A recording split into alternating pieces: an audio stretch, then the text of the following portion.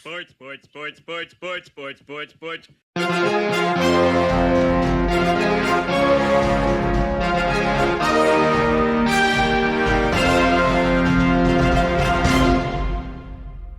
Hey there, sports fans. Welcome to Sportsball, part of the SPDM Crew podcast. We talk about sports-related topics, but we focus on you, the fan, and what you like, whether it is a sport, team, event, sports-related news topic, or athlete. So we're going to change things up, and we're going to talk about some things that I have just been observing when it comes to sports. So the first thing is one thing that I'm really looking forward to, and something that I haven't been talking a whole lot about yet, is hockey. And one thing that I am super excited to see is Alexander Ovechkin of the Washington Capitals break Wayne Gretzky's all-time NHL goal scoring record. So when I was younger, I really loved hockey. I don't follow it as much anymore. I'm still a Blackhawks fan, even though they are kind of in the midst of a rebuild. They've built a really great core and everything like that. However, Wayne Gretzky was somebody that I always viewed as like the GOAT when it comes to hockey. It's the same thing that I feel about Michael Jordan when it comes to basketball. There's no one that's ever going to be greater. At the end of the day, when you break what I thought was going to be an unbreakable record, you have to at least stand up and take notice. And there is something about Alexander Ovechkin. He's only got one Stanley Cup. There's nothing wrong with that. He still won a Stanley Cup, and he worked really hard to get it, just willing his team to to win.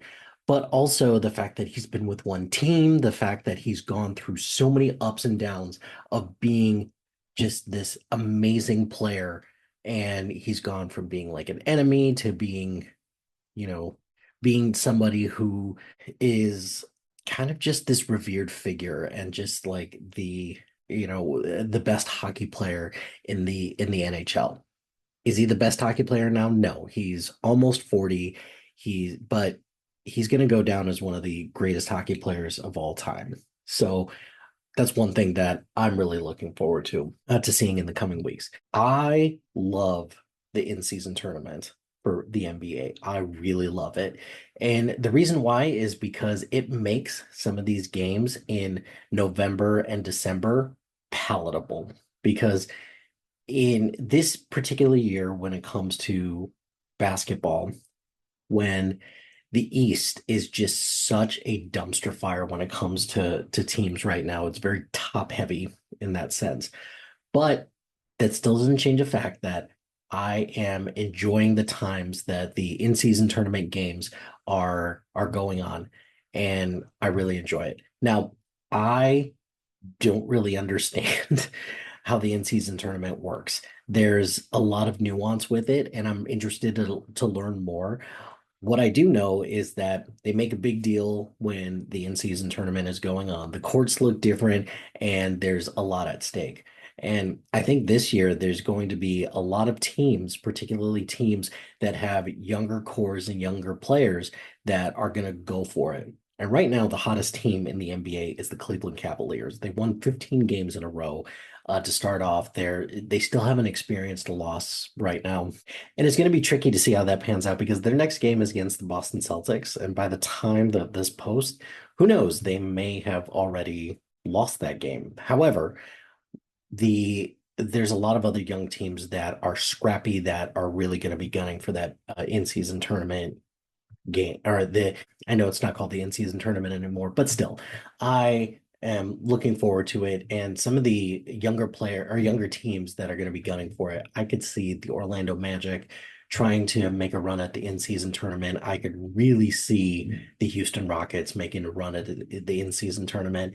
I could also see a team like the Oklahoma City Thunder, who they've had a lot of success as of late, but I could see them really gunning for a in-season tournament victory. So, seeing as being from the Chicagoland area, that the in-season tournament probably isn't going to do much for the Chicago Bulls. I'm just enjoying watching the in-season tournament and seeing how that plays out. Huh. Okay. I can tell you one thing that I really was looking forward to watching today, but that didn't happen. And I guess these will be two things that I kind of struggle with as a sports fan. The first one is I cannot believe the Chicago Bears lost again to the Green Bay Packers. I cannot believe that. For as good as the defense says that they are, which they are very good, and then in addition to that, we got Caleb Williams and they fired their offensive coordinator and everything like that. All good and well. However, I am furious that that kick was blocked. I cannot believe that the Chicago Bears choked away a chance to win against the Green Bay Packers, even though it's been so goddamn long since they've actually beaten the Green Bay Packers. So we will we'll see how this pans out, but it's frustrating because when I think that the Bears are actually going to have a chance to like actually win, it's just frustrating to see.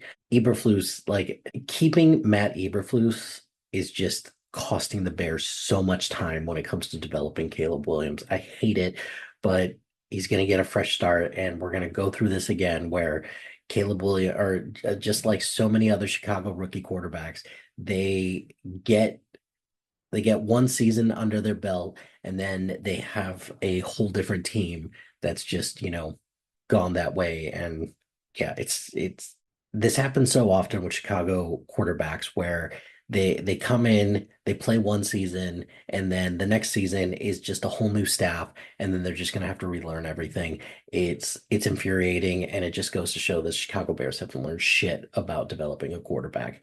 And then the last thing, like most people, I watched a good amount of the Mike Tyson Jake Paul fight, and I hate myself. I hate myself for doing that because it was all spectacle, nothing really of substance. It did feel like it was rigged, and this just feels like a very weird inflection point for boxing because with these fights they just if they actually want people to take Logan Paul or Jake Paul seriously as a boxer, maybe he should fight somebody of substance, not somebody who's way past their primes, not somebody who is just not like an MMA fighter, going to the boxing ring But he's calling out Conor McGregor next, and I was like, oh, we had this already. Conor McGregor fought Floyd Mayweather. Like, what are we doing here? Like, why do we need more of this? So it's frustrating nonetheless to see that. And then the fact that it got so many views on Netflix that it crashed Netflix a bunch of times.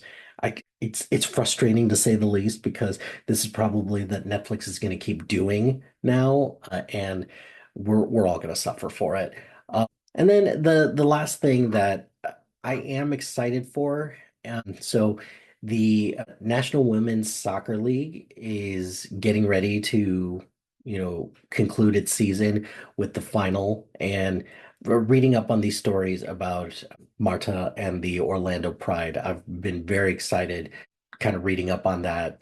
I told myself that I would watch a little bit more women's soccer, and I haven't gotten around to it like I hoped I would, but it's exciting nonetheless that MLS and NWLS are just starting to gain a little bit more traction. So I'm really excited about that. So those are the things that I'm looking forward to from a sports perspective, and some things that just, have been kind of annoying me. But that's going to do it for this episode of Sports Ball. Be sure to like, rate, and subscribe to anything and everything SPDM Crew, wherever you get your podcast. Join us on social media on Facebook, Instagram, X, Threads, YouTube, and Blue Sky at SPDM Crew. Check out our website soon to be out at spdmcrew.com. Shout out to iFlyer Creative Studios for making our awesome logo. Greatly appreciate their support. And if you have any needs for marketing, logo, or brand standards, contact them at highflyercreative.com. If you've got a podcast idea or you're interested in being part of the SPDM Crew as a guest or collaborating, email us at spdmcrew@gmail.com. Until next time, pain heals, chicks dig scars, glory lasts forever.